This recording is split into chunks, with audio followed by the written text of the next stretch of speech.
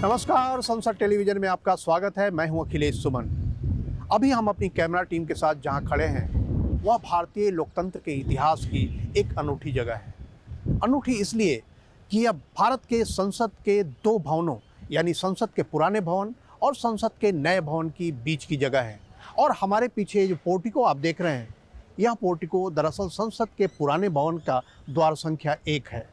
और इसी द्वार से वित्त मंत्री जो भी होते हैं वो बजट पत्र लेकर अंदर जाते हैं और पहले लोकसभा में पेश करते हैं और उसके बाद राज्यसभा में इसे प्रस्तुत करते हैं। हमारी बाईं तरफ संसद का नया भवन है और ये संसद का नया भवन और ये संसद का पुराना भवन।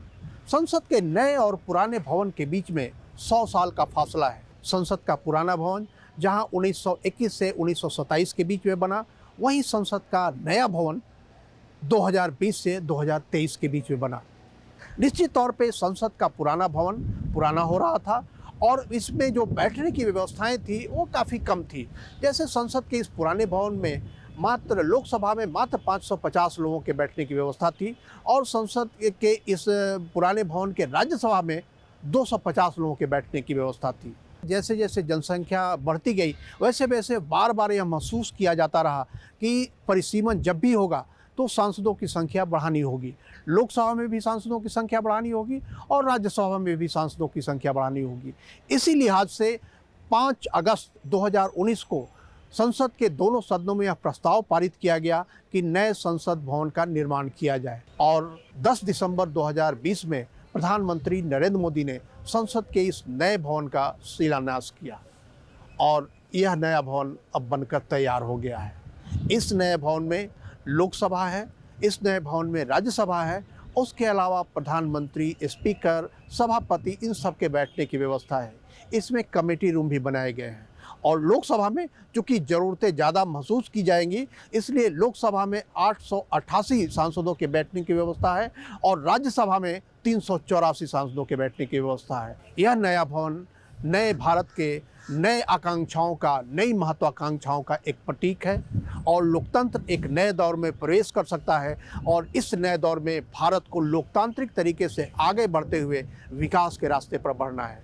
भारत को एक विकसित राष्ट्र बनने के रूप में इस संसद के इस नए भवन में जो चर्चा होगी वह बहुत ही ध्यान देने वाली होगी कि किस तरह से भारत इस पुराने संसद भवन से जमींदारी उन्मूलन हुआ था।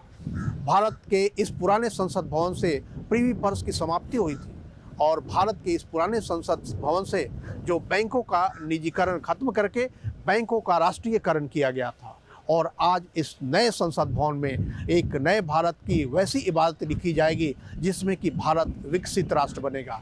संसद का यह नया भवन हमारे नए भारत की नई महत्वाकांक्षाओं के और दुनिया में नए भारत की बदलती तस्वीर का प्रतीक है और यह औपनिवेशिक काल के राजशाही के निशानी से मुक्ति का भी प्रतीक है।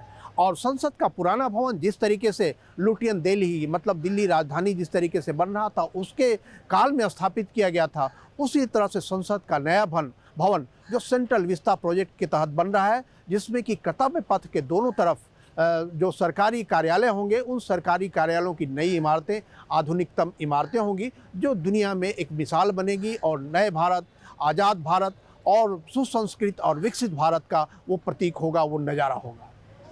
अखिलेश सुमन, संसद टेलीविज़न के लिए संसद भवन परिसर से।